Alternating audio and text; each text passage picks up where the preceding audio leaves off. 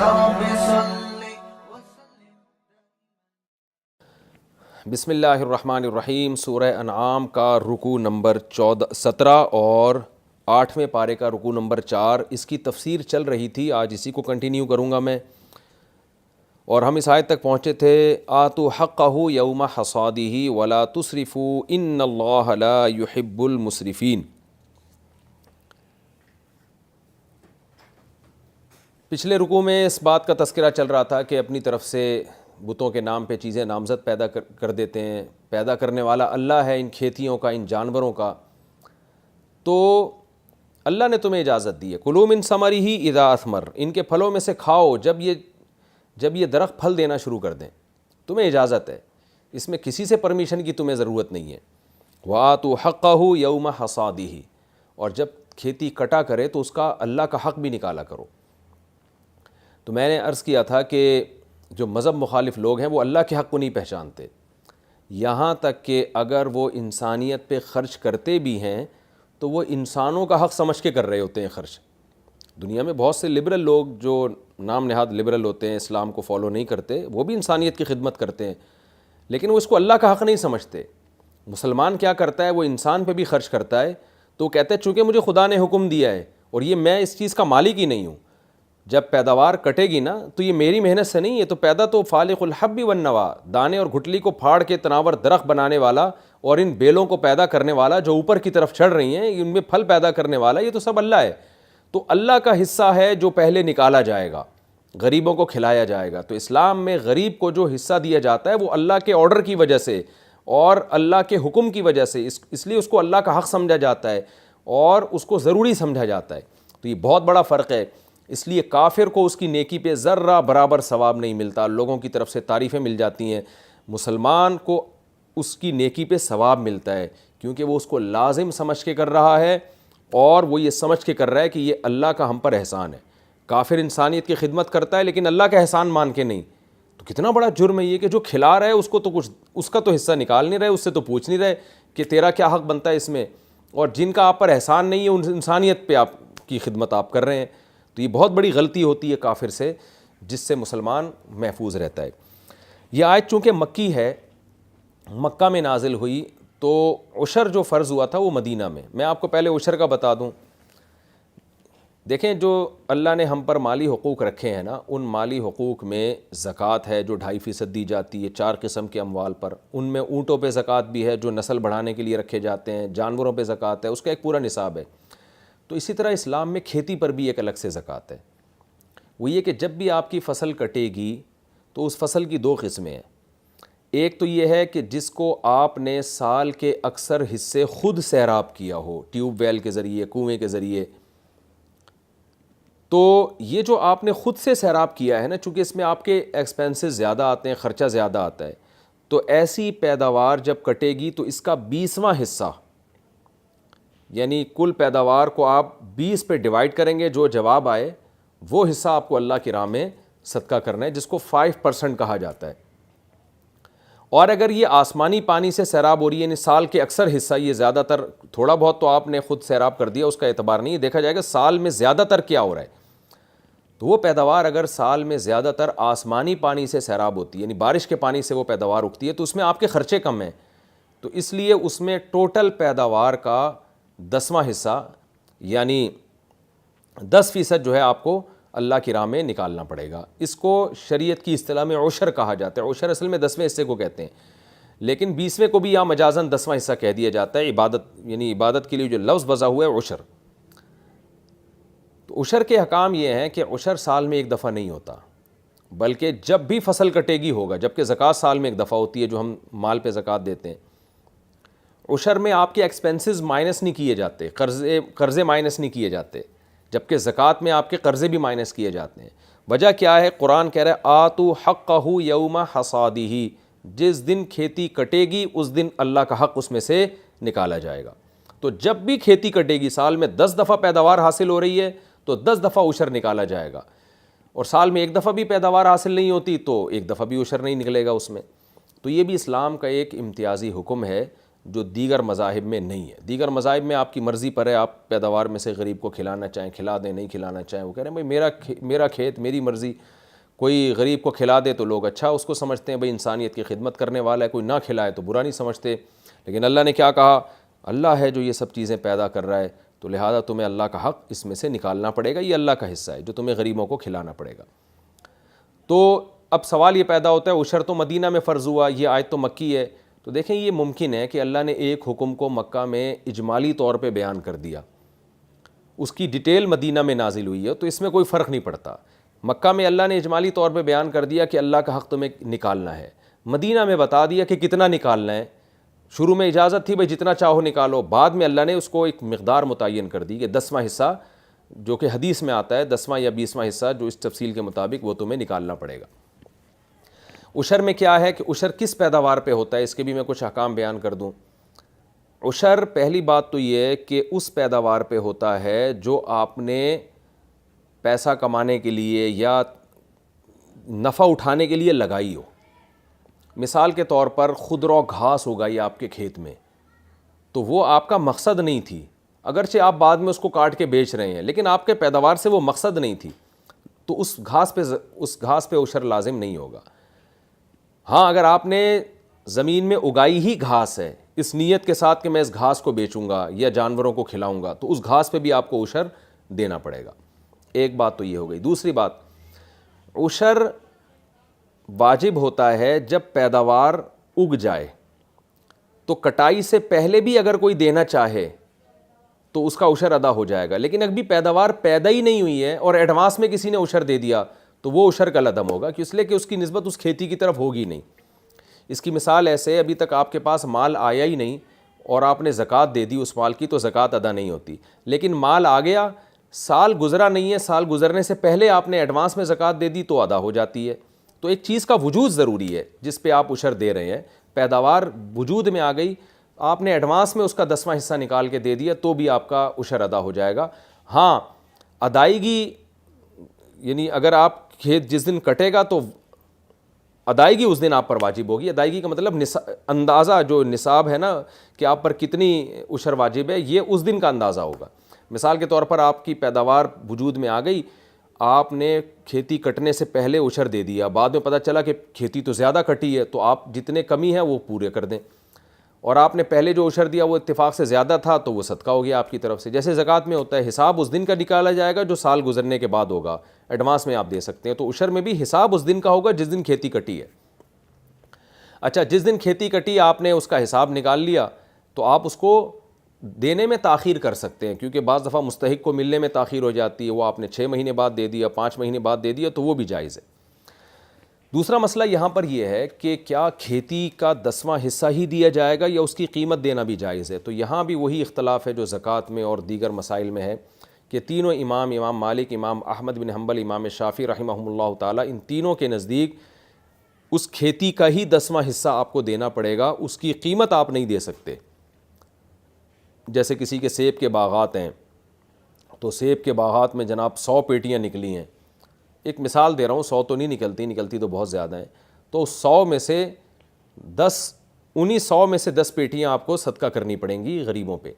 لیکن امام حنیفہ کے نزدیک اگر ان 100 پیٹیوں کی کوئی قیمت ادا کر لیتا ہے تو بھی جائز ہے، اور اس کے وہی دلائل ہیں جو میں پہلے دے چکا ہوں، جو قسم کے کفارے میں جب میں نے ڈیٹیل بیان کی تھی کہ کھانا ہی کھلانا امام حنیفہ کے نزدیک لازم نہیں ہے، کھانے کی قیمت دینا بھی جائز ہے، تو یہاں بھی یہی ہے، بلکہ یہ زیادہ افضل ہے کہ آپ ان 100 پیٹیوں کی قیمت جو لیکن ریٹیل پرائس لگائی جائیں گی، یہ خوب سمجھ لیں، اس کے ہول سیل ریٹ نہیں لگائے جاتے، ریٹیل پرائس۔ ریٹیل سے یہاں میری مراد یہ ہے کہ کسان جس قیمت پہ آگے بیچ رہا ہے وہ کسان کے لیے ریٹیل ہے، لینے والے کے لیے وہ ہول سیل ہی کہلائیں گے، تو جس قیمت پہ آپ جو چیز بیچتے ہیں وہ والی قیمت لگائی جائے گی۔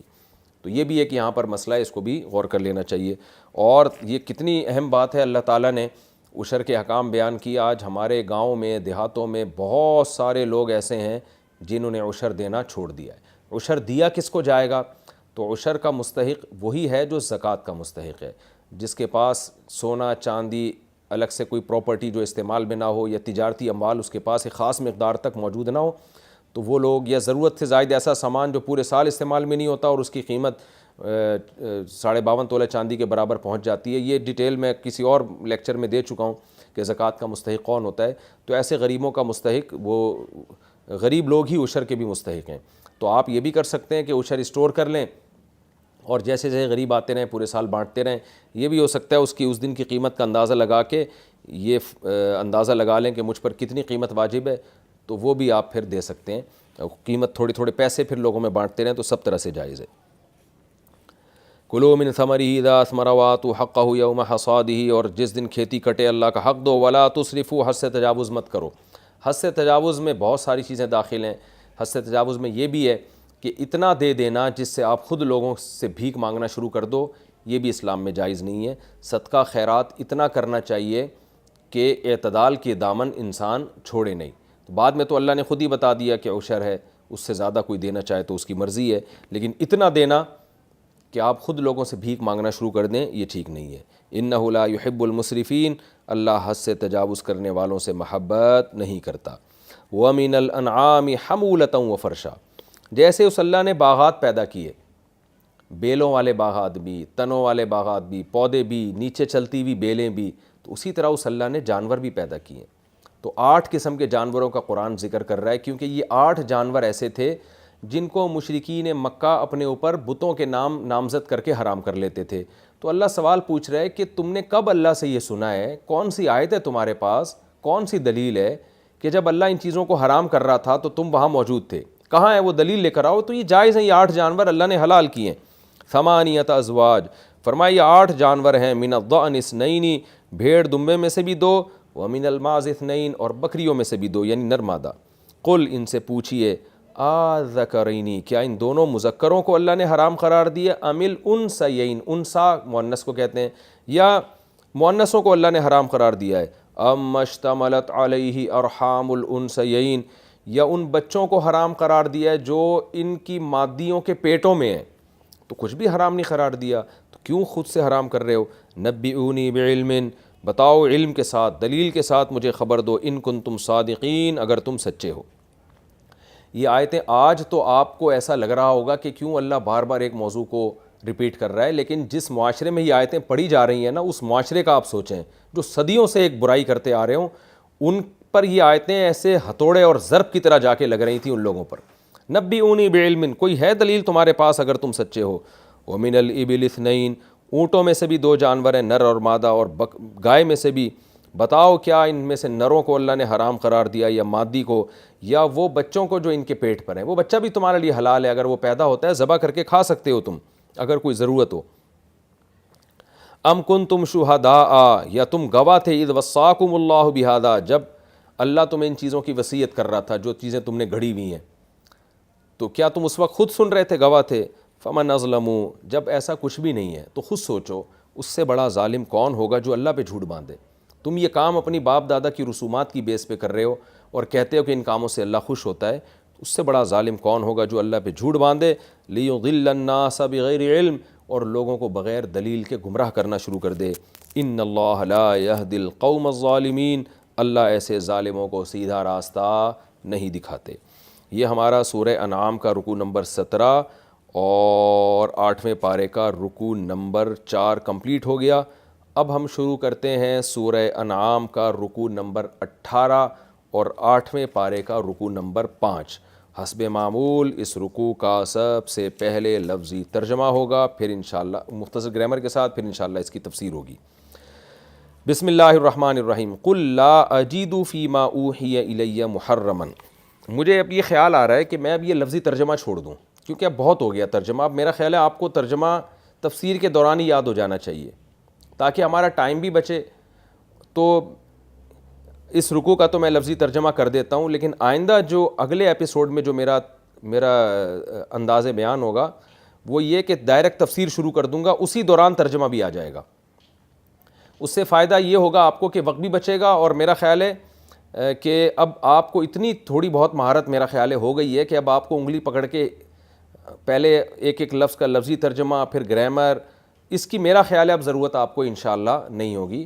تو وہ ترجمے اور تفسیر اکٹھا مرج کر کے ہی میں اسی دوران گرامر بھی بیان کر دوں گا, تو اس میں آپ کو دلچسپی انشاءاللہ آپ کی بڑھے گی. تو اتنا میرا خیال ہے آپ کے اندر جو پہلے لیکچر سے لیکچر سنتے آ رہے ہیں ان میں اتنی صلاحیت میرا خیال ہو چکی ہوگی. تو ہم ڈائریکٹ اگلے، یہ والا تو میں لفظی ترجمہ مختصر گرامر کر دیتا ہوں، اگلے رکوع سے ہم ترجمہ اور گرامر کو مرج کر دیں گے، تفسیر کو بھی، اور تینوں کو اکٹھا ایک ساتھ لے کے ہم شروع کر دیں گے. قل لا اجد فیما اوحی الی محرما، اے نبی آپ ان سے کہہ دیجئے لا اجد، میں نہیں پاتا، فی ما، اس چیز میں، اوحی الی، جو میری طرف وحی کی گئی ہے، جو میری طرف وحی کی گئی ہے اس میں تو میں نہیں پاتا، محرمن کسی چیز کو حرام، علی طاعم کسی کھانے والے پر، یطعمہ جو اس چیز کو کھا رہا ہو، یعنی کوئی شخص کسی چیز کو کھا رہا ہو تو اس کھانے والے پر اس چیز کو میں حرام نہیں پاتا اس وحی میں جو مجھ پر کی جا رہی ہے، الا، سوائے ان چیزوں کو میں حرام پاتا ہوں. وہ کیا چیزیں؟ ان یکون میتتن، کہ وہ جس چیز کو کھا رہا ہے وہ مردار ہو، او دمن مسفوحن، یا وہ خون ہو بہتا ہوا، او لحم خنزیر، یا وہ سور کا گوشت ہو، فإنہ رجس، اس لیے کہ سور کا گوشت تو ناپاک ہے، او فسقن، یا وہ کوئی گناہ کی چیز ہو، اوہل لغیر اللہ بہ، جس پر نام لیا گیا ہو اللہ کے علاوہ. تو اللہ کے علاوہ کا نام جس جانور پہ لیا جائے تو اس کو اللہ گناہ کی چیز کہتا ہے، فسق کہتا ہے. فَمَنِ اضْطُرَّ، پس وہ شخص جو مجبور کر دیا جائے، غیر باغن، اس حال میں کہ وہ بغاوت کرنے والا نہ ہو. یہاں بغاوت سے مراد یہ ہے کہ وہ، بغاوت کا مطلب یہ ہے کہ باغی بن کے کھا رہا ہو، لذت کی نیت سے کھا رہا ہو. تو جو مجبور ہو جائے اس حال میں کہ وہ اس میں حد سے تجاوز کرنے والا بھی نہ ہو، ولا عادن، عادن کا معنی بھی حد سے تجاوز کرنے والا، یعنی ایک خاص مقدار سے زیادہ کھانے والا بھی نہ ہو. فإن ربک، تو بے شک تیرا رب، غفور الرحیم، وہ معاف کرنے والا اور رحم کرنے والا ہے. وعلی الذین ہادوا، اور وہ لوگ جو یہودی تھے ان پر، حرمنا، ہم نے حرام کر دیا تھا، کل ذی ظفر، ہر کھر والے جانور کو، ظفر ناخن کو کہتے ہیں، ہر ناخن والے جانور کو، ومن البقر والغنم، اور اونٹ اور بکریوں میں سے بھی، حرمنا علیہم، ہم نے حرام کر دیا تھا ان کے اوپر. غنم میں جو ہے نا بھیڑ بھی آتی ہے، پورے ریوڑ ہوتے ہیں نا بکری اور بھیڑ کے، ان سب کو غنم کہا جاتا ہے. اور گائے اور بکریوں بھیڑوں کے ریوڑ میں سے، حرمنا علیہم، ہم نے ان پر حرام کر دیا تھا، شحومہما، ان دونوں جانوروں کی چربی کو، شحم کہتے ہیں عربی میں چربی، الا، مگر اس چربی کو، حملت ظہورہما، جو چربی ان کی پشتوں نے حملہ اٹھائی ہوئی ہو، ظہر کی جمع ظہور، یعنی پشت پہ جو چربی لگی ہوتی ہے وہ حلال تھی. اول حوایا، حوایا آنتوں کو کہتے ہیں، یا وہ چربی جو آنتوں پہ لگی ہوتی ہے وہ حلال تھی. او مختلطا، یا وہ چربی، اختلطا، ما کا معنی وہ، اختلطا جو خلط ملط ہو رہی ہو، بعظم، ہڈی کے ساتھ، جو ہڈی کے ساتھ چپکی ہوئی چربی ہوتی ہے وہ چربی حلال تھی. باقی ان دونوں جانوروں کی چربی ہم نے ان پر حرام کر دی تھی. ذالک، یہ جو تھا بدلہ، جزیناہم، یہ ہم نے ان کو بدلہ دیا تھا، ببغیہم، ان کی بغاوت کی وجہ سے. وَإِنَّا، اور بے شک ہم، انا اصل میں تھا انا نا، لصادقون، ضرور بھی ضرور سچ بولنے والے ہیں. فَإِن، پس اگر، کذبوک، یہ لوگ آپ کا انکار کریں، اے محمد صلی اللہ علیہ وسلم یہ آپ کی تکذیب کریں، فقل، تو کہہ دیجئے، ربکم، تمہارا رب، ذو رحمت واسعۃ، رحمت والا ہے وسعت والی، تمہارا رب بہت بڑی رحمت والا ہے. ولا یرد بأسہ، لیکن نہیں رد کی جاتی اس کی پکڑ، عن القوم المجرمین، مجرمین لوگوں سے. سیقول، عن قریب کہیں گے، الذین، وہ لوگ، اشرکو، جنہوں نے شرک کیا، کیا کہیں گے؟ لو شاء اللہ، اگر اللہ چاہتا، ما اشرکنا، ہم شرک نہیں کرتے، ولا آباؤنا، اور نہ ہمارے باپ دادا شرک کرتے، ولا حرمنا من شیء، اور نہ ہم کسی چیز کو حرام کرتے.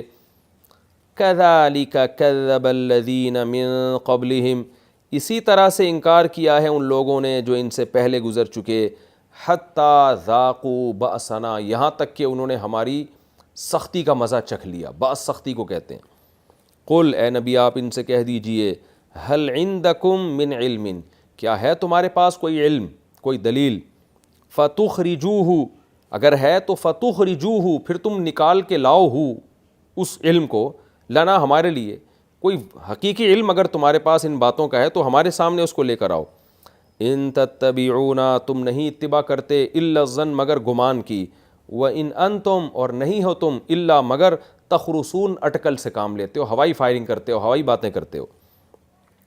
قل اے نبی آپ ان سے کہہ دیجئے فللہ الحجۃ البالغہ، پس اللہ ہی کے لیے ہے دلیل البالغہ پہنچنے والی، یعنی ایسی دلیل جو اپنے دعوے تک پہنچ جائے اور اس کو ثابت کر دے، بالغ دلیل اس کو کہتے ہیں۔ تو اللہ ہی کے لیے ہے حقیقی بالغ دلیل، حجت تامہ۔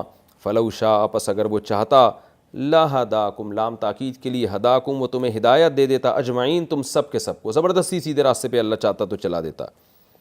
قل اے نبی آپ ان سے کہہ دیجئے ہلم شہداءکم، لاؤ ذرا اپنے گواہوں کو، ہلم کا معنی لے کے آؤ، شہداءکم اپنے گواہوں کو، الذین وہ گواہ، یشہدون جو گواہی دیں، ان اللہ حرم ھذا کہ اللہ نے ان چیزوں کو حرام قرار دیا ہے، فإن شہدوا پس اگر وہ گواہی دینے بھی لگ جائیں، فلا تشہد معہم تو آپ اس گواہی میں ان کے ساتھ شریک نہ ہو، آپ ان کے ساتھ گواہ نہ بنیں، ولا تتبع اہواء الذین اور آپ خواہشات کی اتباع نہ کریں ان لوگوں کی، کذبوا بآیاتنا جنہوں نے ہماری آیات کا انکار کیا، والذین اور وہ لوگ لا یؤمنون بالآخرہ جو آخرت پر ایمان نہیں لاتے، ان کی خواہشات کی آپ پیروی نہ کریں، وَهُمْ بِرَبِّهِمْ يَعْدِلُونَ اور وہ اپنے رب کے ساتھ برابر ٹھہراتے ہیں۔ عدلہ یعدلو کا معنی ہے برابری کرنا، یعنی اپنے رب کے ساتھ برابری کرتے ہیں، کسی اور کو بھی اس جیسا قرار دیتے ہیں، تو آپ ان کو فالو نہ کیجیے۔ یہ سورہ انعام کا رکوع نمبر 18 اور 8ویں پارے کا رکوع نمبر 5، اس کا میں نے آپ کے سامنے لفظی ترجمہ پیش کیا مختصر گرامر کے ساتھ۔ اب میں انشاءاللہ اس کی تفسیر کی طرف آتا ہوں۔ پچھلے رکوع میں یہ بات چل رہی تھی نا کہ مشرکین نے خود سے جانوروں کو حرام کیا، اور پھر اس کا بچہ جو ہے یہ اگر زندہ پیدا ہو گیا تو ہمارے مرد کھائیں گے، مرا ہوا پیدا ہو گیا تو مرد بھی کھا سکتے ہیں، عورتیں بھی، یہ جاہلیت کی رسومات تھیں۔ تو ان کے بارے میں قرآن کہہ رہا ہے کہ آپ ان کو بتا دیں کہ اے نبی میں تو میری طرف جو وحی کی جا رہی ہے نا، ان میں تو میں چند جانور ہیں جن کو حرام پاتا ہوں، ان کے علاوہ سب جانوروں کو میں حلال پاتا ہوں۔ وہ چند جانور یہ ہیں، قُل لَا أَجِدُ فِي مَا أُوحِيَ إِلَيَّ مُحَرَّمًا، میرے پاس تو ایک دلیل ہے، وہ کیا ہے؟ جبریل وحی لے کر آ رہے ہیں۔ تم جو کہہ رہے ہو یہ حرام ہے یہ حلال ہے، اس کی تمہارے پاس کیا دلیل ہے؟ میرے پاس تو ایک دلیل ہے، اور اس نبوت کے برحق ہونے کی بھی میرے پاس دلیل ہے۔ تو میں تو اپنے ہر دعوے پہ دلائل دیتا چلا رہا ہوں، معجزے بھی تمہیں دکھا رہا ہوں، میری دعوت اور میری جو مشن ہے اس میں کلیئرٹی ہے، وہ بالکل صاف ہے۔ تمہارے جو توہمات ہیں جن کی بیس پہ تم اپنے بچوں کو قتل کر رہے ہو، جن کی بیس پہ تم بتوں کے نام پہ جانور چھوڑ رہے ہو، ان کی کیا دلیل ہے؟ تو میرے پاس جو دلیل ہے ان کی روح سے تو یہ جانور حرام ہے، وہ میں تمہیں بتاتا ہوں۔ قُل لَا أَجِدُ فِي مَا أُوحِيَ إِلَيَّ مُحَرَّمًا، اے نبی ان سے کہہ دیجئے کہ جو مجھ پر وحی کی جا رہی ہے اس کے مطابق میں حرام پاتا ہوں، علی طاعم کھانے والوں پر جو کسی چیز کو کھا رہے ہوں، ان پر کسی چیز کو حرام نہیں پاتا، لا اجیدو کسی چیز کو حرام نہیں پاتا، الا یہ کہ ان یکون میتتن، یہ کہ وہ جانور مردار ہو، وہ مردار ہوگا تو حرام ہوگا، او دمن مسفوحا یا بہتا ہوا خون۔ ایک خون وہ ہوتا ہے جو جانور کے گوشت پہ لگا ہوتا ہے، جب آپ قصائی سے گوشت خریدتے ہیں تو کچھ نہ کچھ خون ہوتا ہے، وہ پکنے میں بھی آ رہا ہوتا ہے، وہ حلال ہے۔ ایک وہ ہوتا ہے جو جانور کو ذبح کرتے ہوئے نکل رہا ہوتا ہے، وہ بہتا ہوا خون ہے، وہ حرام ہے۔ تو بہتا ہوا خون، او لحم خنزیر یا سور کا گوشت، فإنہ رجس اس لیے کہ وہ بھی ناپاک ہے، او فسقا اہل لغیر اللہ بھی، یا وہ فسق جس پہ اللہ کے علاوہ کسی اور کا نام لیا گیا ہو، یعنی جانور بذات خود حلال تھا، گائے بیل، لیکن اللہ کے علاوہ کسی کا نام لے کے ذبح کر دیا، اس کو بھی میں وہی میں حرام پاتا ہوں۔ ہاں فمن استر غیر باغ ولا عاد، جو بیچارہ مجبور ہو جائے بشرطے کہ غیر باغ، وہ بغاوت کرنے والا نہ ہو۔ یہاں بغاوت کا مطلب ہے کہ مجبور ہو کے کھا رہا ہو جان بچانے کے لیے، بغاوت کا مطلب لذت کی نیت سے نہ کھا رہا ہو کہ مزہ آ رہا ہے بھائی، اس نیت سے نہیں، ولا عادن اور حد سے تجاوز بھی نہ کرے، جان بچانے کے لیے 5 والے تھے، اس نے پورا دیگچا بھر کے کھا لیا، یہ ہے حد سے تجاوز، ایسا بھی نہ کر رہا ہو۔ تو جو مجبور ہو کے کھائے گا، فإن ربک غفور الرحیم، تو بے شک تیرا رب معاف کرنے والا اور رحم کرنے والا ہے، تو وہ مجبوری میں اللہ بندوں سے مواخذہ نہیں کرتا۔ اس آیت سے آج کے جو بعض جدید مفسرین جو ہے نا، جو مفکرین ہیں، جن کو ایک بڑے عالم فرمایا کرتے تھے منہ پھکڑ، ایک تو مفکر وہ ہوتے ہیں جو واقعی مفکرین ہوتے ہیں، ایک ہوتے ہیں منہ پھکڑین آپ کہہ سکتے ہیں، یعنی منہ پھکڑ، جو منہ میں آیا بک دیا۔ تو ہمارے زمانے کے ایک بڑے مشہور اسکالر ہیں، انہوں نے کہا ہے کہ اسلام میں بس یہی چیزیں حرام ہیں، جو مردار اور بہتا ہوا خون اور سور کا گوشت. اور بار بار وہ کہتے ہیں کہ بس اس آیت کو آپ اپنے کمرے میں سجا لیں اور پتہ چل جائے گا کہ حلال حرام کیا ہے. اور یہ مولویوں نے جو بہت سی چیزوں کو کہتے ہیں نا، امام حنیفہ کے نزدیک یہ جانور حرام ہے، امام شافعی کے نزدیک یہ جانور حرام ہے، تو یہ پوری ڈیٹیل ہی ختم کر کے اس آیت پر عمل کرو، پتہ چل جائے گا کیا حرام ہے کیا حلال ہے. تو یہ خوب سمجھ لیں اس آیت کی غلط تفسیر ہے، اس لیے کہ اس آیت کے تحت تو صرف خنزیر حرام ہو رہا ہے، مردار حرام ہو رہا ہے، اور وہ جانور جس پہ اللہ کا نام نہ لیا جائے. تو اس سے تو کتے، بلی، چوہے، سانپ، ساری چیزیں حلال ہو رہی ہیں. حالانکہ اس پر تو پوری امت کا اجماع ہے کہ کتا بھی حرام ہے، بلی بھی حرام ہے، سور بھی حرام ہے، اور یہ حشرات الارض کیڑے مکوڑے بھی حرام ہیں. تو اس آیت کا مطلب یہ ہے کہ مشرکین نے جن چیزوں کو خود سے اپنے اوپر حرام کر لیا تھا، کچھ چیزیں تو ایسی تھیں جن کو مشرکین واقعی پہلے سے حرام سمجھتے تھے، جیسے کتے، بلی، سانپ. یہ تو دین ابراہیم میں ہمیشہ سے حرام تھی، یہ مشرکین مکہ نہیں کھاتے تھے. تو ان پر تو قرآن گویا بحث ہی نہیں کر رہا نا، یہ تو طے شدہ ہیں. تو وہ تو پہلے سے ہی حرام ہے نا، بہت ساری چیزیں ہیں، وہ تو تم بھی حرام سمجھتے ہو، ہم بھی حرام سمجھتے ہیں. تو یہاں ان چیزوں کا تذکرہ ہو رہا ہے، اس کو کہتے ہیں حصر اضافی. یہ جو قرآن نے کہا نا کہ صرف یہ والی چیزیں حرام ہیں، تو یہاں صرف کا مطلب ایک خاص نوعیت کا صرف ہے. جیسے اس کی مثال ایسے، جیسے ایک آدمی آپ کے سامنے آیا اور کہے کہ بھئی جو ہے ڈاکٹر نے، مثال کے طور پر آپ کسی ڈاکٹر کے پاس گئے، ڈاکٹر سے آپ پوچھ رہے ہیں ڈاکٹر صاحب میں کن کن چیزوں سے پرہیز کر سکتا ہوں، تو ڈاکٹر کہتا ہے صرف چاول سے آپ پرہیز کریں، باقی سب کھا سکتے ہیں. تو آپ نے کیا کیا، زہر بھی کھانا شروع کر دیا، آپ نے جناب وہ پتھر کھانا شروع کر دیے. اب آپ جب مرنے لگے تو ڈاکٹر آپ سے پوچھ رہا ہے کہ بھئی یہ کیوں تم نے کھایا، تو آپ کہیں ڈاکٹر صاحب آپ نے کہا تھا صرف چاول سے پرہیز کرنا ہے. تو ڈاکٹر کہے گا کہ جو چیزیں طے شدہ تھیں جن سے پرہیز ہر آدمی کو کرنا ہے، وہ تو طے شدہ ہیں، ان کو تو الگ سے بیان کرنے کی ضرورت ہی نہیں ہے. پتھر کون کھاتا ہے، زہر کون کھاتا ہے.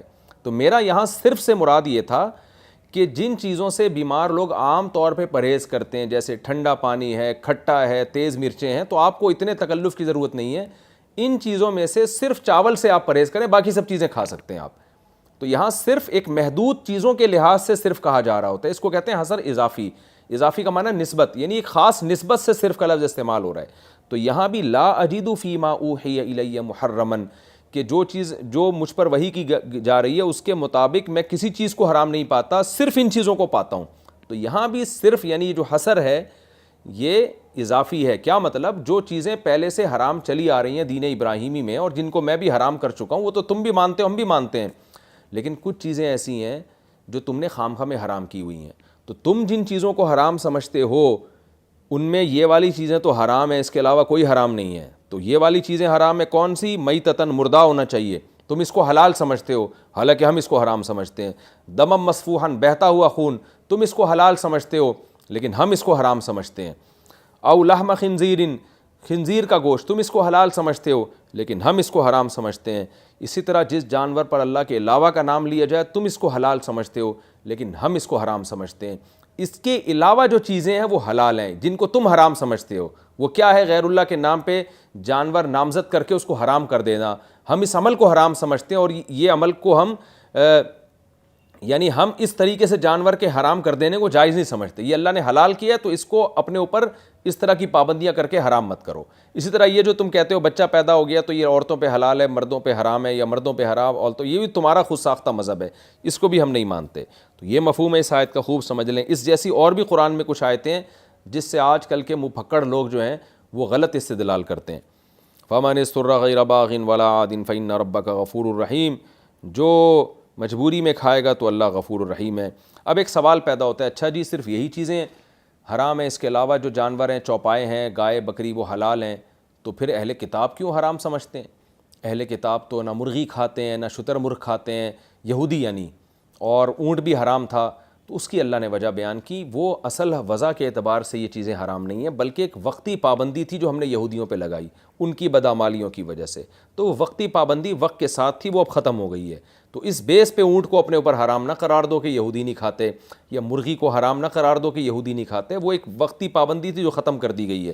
اس لیے اللہ نے فرمایا وَعَلَى الَّذِينَ هَادُوا، اور جو یہودی تھے ان پر حرمنا ہم نے حرام کر دی تھی کل ذی ظفر، ہر ناخن والی چیز، یعنی ہر کھر والی چیز. یہاں کھر سے وہ کھر مراد ہے جو پھٹا ہوا ہوتا ہے، جو پھٹا ہوا نہیں ہوتا کھر. جیسے بکری کے جو کھر ہیں نا وہ تو درمیان سے چرے ہوئے ہوتے ہیں، گائے کے کھر بھی درمیان سے چرے ہوئے ہوتے ہیں، تو وہ مراد نہیں ہے. وہ وہ یہودی بھی کھاتے تھے. ہاں اونٹ یہودیوں پہ تورات سے پہلے اللہ نے حرام کر دیا تھا، پھر تورات میں اس کو حلال کر دیا. اسی طرح وہ جانور جن کے ناخن ہوتے ہیں جیسے مرغی ہے، بطخ ہے، یہ جانور بھی اللہ نے یہودیوں پر حرام کر دیے تھے. تو ان کا تذکرہ ہے.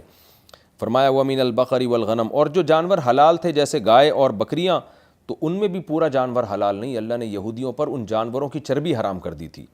وَمِنَ الْبَقَرِ وَالْغَنَمِ، اور گائے اور بکریوں میں سے یعنی بھیڑ بکریوں میں سے حرمنا علیہم شحومہما، ہم نے ان پر چربی حرام کر دی. الا ما حملت ظہورہما، ہاں وہ چربی جو ان کی پشت میں ہو، کمر میں کچھ چربی لگی ہوتی تھی وہ اللہ نے حلال کر دی، آنتوں میں جو کچھ چربی لپٹی ہوئی ہوتی ہے وہ اللہ نے حلال کر دی. او مختلط بعظم، یا ہڈی کے ساتھ کچھ چربی لگی ہوئی ہوتی ہے تو وہ بھی حلال کی اللہ نے. اس کے علاوہ جو جتنی بھی چربی تھی، گردوں کے ساتھ جو چربی ہوتی ہے، الگ سے جو جانور میں فیٹ ہوتا ہے، وہ سب فیٹ اللہ نے یہودیوں پر حرام کر دیا تھا. ذالک جزیناہم ببغیہم، یہ ہم نے ان کی نافرمانی کی وجہ سے ان کو بدلہ دیا تھا. یہود چونکہ پیغمبروں کو ستاتے رہتے تھے تو اللہ نے ان پر دنیا میں کچھ پابندیاں لگا دیں، پاکیزہ چیزوں کو حرام کر دیا. وہ وقتی سزا تھی، وہ قاعدہ کلیہ نہیں تھا. وَإِنَّا لَصَادِقُونَ، اور ہم سچ کہہ رہے ہیں. یہ ایک بلاغت ہے قرآن کی، یعنی ہم سے زیادہ سچ کون کہہ سکتا ہے، تو ہم جو بات کہہ رہے ہیں وہ سچی ہے. فَإِن كَذَّبُوكَ، اے نبی اس کے بعد بھی اگر یہ آپ کا انکار کریں تو فَقُلْ رَبُّكُمْ ذو رحمہ، یعنی ان باتوں میں آپ کو جھٹلائیں کہ یہ غلط باتیں ہیں، تو آپ ان سے کہہ دیجئے بے شک تمہارا رب بہت بڑی رحمت والا ہے. توبہ کرو گے تو توبہ قبول کرے گا، اور اس رحمت کا تقاضا ہے کہ وہ فوراً عذاب نہیں دے رہا تمہیں، لیکن اس سے دھوکے میں نہ آؤ. کیوں؟ ولا يرد باسه عن القوم المجرمین، اللہ کی پکڑ مجرموں سے بچ کے نہیں جائے گی، تو وہ سزا دے گا تمہیں اس بات پر. ابھی تو دلائل سے سمجھایا جا رہا ہے، کل دلائل کی دنیا ختم ہو چکی ہوگی. سیقول الذین اشرکوا لو شاء اللہ ما اشرکنا ولا آباؤنا، اللہ فرماتے ہیں یہ لوگ ایک بیہودہ دلیل یہ بھی دیتے ہیں. مشرکین یہ بھی کہتے تھے کہ بھئی اگر ہم یہ جو شرک کر رہے ہیں، بتوں کے بھینٹ چڑھا رہے ہیں اور یہ سب کچھ کر رہے ہیں، تو اگر اللہ کو یہ ناپسند ہے تو ہمیں کرنے کیوں دیتا ہے یہ سارے کام. اس کی مثال ایسے ہے نا، جیسے ایک باپ کو زنا ناپسند ہے کہ میرا بیٹا زنا کرے. اب بیٹا زنا کر رہا ہے، باپ اس کو دیکھ رہا ہے، زبردستی اس کو کان سے پکڑ کے روکتا ہی نہیں ہے، گھر نہیں لے کے جاتا اس کو. تو بیٹا کہے گا نا ابا اگر آپ کو میرا یہ عمل ناپسند ہے تو مجھے روک کیوں نہیں لیا آپ نے، یعنی روکنے کا مطلب صرف زبان سے کیوں کہہ رہے ہیں، مجھے کرنے ہی نہ دیں. تو مشرکین بھی یہ دلیل دیتے تھے کہ بھئی اللہ کو اگر یہ شرک اتنا ناپسند ہے تو پھر اللہ ہمیں شرک کرنے کیوں دیتا ہے، ہمیں بھی کرنے دے رہا ہے، ہمارے باپ دادا بھی کرتے آ رہے تھے، اس کا مطلب اللہ اس سے ناراض ہی نہیں ہے. یہ بھی ایک بیہودہ دلیل تھی. بھئی یہ دنیا دارالامتحان ہے، وہ اس لیے کرنے دیتا ہے. کسی کام کا کرنے دینا ہمیشہ اس کی علامت نہیں ہوتی کہ وہ اس کام پہ آپ سے مطمئن ہے. باپ تو جو کرنے نہیں دیتا نا، زبردستی روکتا ہے، اس کی وجہ یہ کہ باپ آپ سے کو امتحان میں تھوڑی ڈال رہا ہے، وہ تو آپ کو روکے گا زبردستی. لیکن اللہ کرنے دیتا ہے اس لیے کہ اللہ نے دنیا میں شر کو بھی پیدا کیا اور خیر کو بھی. تو اللہ فرماتے ہیں قریب یہ لوگ دلیل دیں گے جنہوں نے شرک کیا، لو شاء اللہ ما اشرکنا، اگر اللہ چاہتا تو ہم شرک بھی نہیں کرتے، ہم بھی، ولا آباؤنا، اور ہمارے باپ دادا بھی، ولا حرمنا من شیء، اور جو جانور ہم حرام کر رہے ہیں خامخواہ کی رسومات کی بیس پہ وہ ہم حرام بھی نہیں کرتے. جب ہم حرام کر رہے ہیں اور اللہ ہونے بھی دے رہا ہے، ہم شرک کر رہے ہیں اللہ ہونے بھی دے رہا ہے، اس کا مطلب اللہ اس پہ راضی ہے. کذالک کذب الذین من قبلہم، اے نبی انہی باتوں کی بیس پر ان سے پہلے لوگوں نے بھی جھٹلایا پیغمبروں کو، وہ بھی یہی دلیل دیا کرتے تھے. حتیٰ ذاقوا باسنا، یہاں تک کہ ہماری پکڑ انہوں نے چکھ لی. جب عذاب آئے گا تو یہ دلائل سارے خود بخود اڑ جائیں گے ان کے دماغ سے. یہ تو ان کو دلیل ہے کہ دھمکی ہے، وعید ہے. لیکن آگے ان سے کہہ دیے قل هل عندکم من علم، کیا تمہارے پاس واقعی میں کوئی دلیل ہے، فتخرجوہ لنا، کہ تم اس کو ہمارے سامنے لے کر آؤ. یعنی شرک کے برحق ہونے کی کوئی واقعی دلیل دو. یہ بیہودہ باتیں مت کرو کہ اللہ دیکھ رہا ہے اور ہمیں نہیں روک رہا تو یہ اس کی علامت ہے کہ اللہ خوش ہے. تو یہ فضول بات ہے. کوئی واقعی دلیل اللہ سے لے کر آؤ، پیغمبروں سے لے کر آؤ، مشاہدے پر مبنی کوئی حقیقت ہو، عقلی کوئی دلیل ہو، وہ لے کر آؤ تو ہم جواب دیں اس کا. ان تتبعون الا الظن، تم نہیں اتباع کرتے مگر گمان کی، یعنی تمہارے برے عمل پر شیطان نے ایک گمان تمہارے دلوں میں ڈال دیا ہے، ایک لاجک مل گئی ہے بیکار سی، اسی کو بنیاد بنا کر برا کام کرتے چلے جا رہے ہو. تو یہاں بھی قرآن نے ان کی دلیل کا جواب نہیں دیا، اس لیے کہ بہت واضح ہے، اس لیے کہ اس بیس پر اگر شرک کرنا جائز ہے کہ اللہ کرنے دے رہا ہے تو اللہ تو توحید بیان بھی تو کرنے دے رہا ہے نا. اللہ تعالیٰ جو بتوں کو برا بلا کہہ رہے ہیں ان کو بھی اللہ نہیں روک رہا, تو پھر تو وہ بھی صحیح ہو گئے, اس کا مطلب ہے. تو دونوں چیزیں, دو متضاد چیزیں کیسے صحیح ہو سکتی ہیں؟ تو جواب یہی ہے کہ یہ دارالامتحان ہے, اس لیے اللہ نہیں روک رہا زبردستی. وَإِنْ أَنْتُمْ إِلَّا تَخْرُصُونَ, اور تم محض اٹکل سے کام لیتے ہو. قُلْ, لہذا اے نبی آپ کہہ دیجئے, فَلِلَّهِ الْحُجَّةُ الْبَالِغَةُ, اللہ کے لیے حجت تمام ہے. بالغ حجت اللہ کے لیے, یعنی اللہ جو حجت پیش کر رہا ہے وہ بہترین دلیل ہے, اس کو فالو کرو. فَلَوْ شَاءَ لَهَدَاكُمْ أَجْمَعِينَ, اگر وہ چاہتا تو تمہیں زبردستی سیدھے راستے پہ چلا دیتا.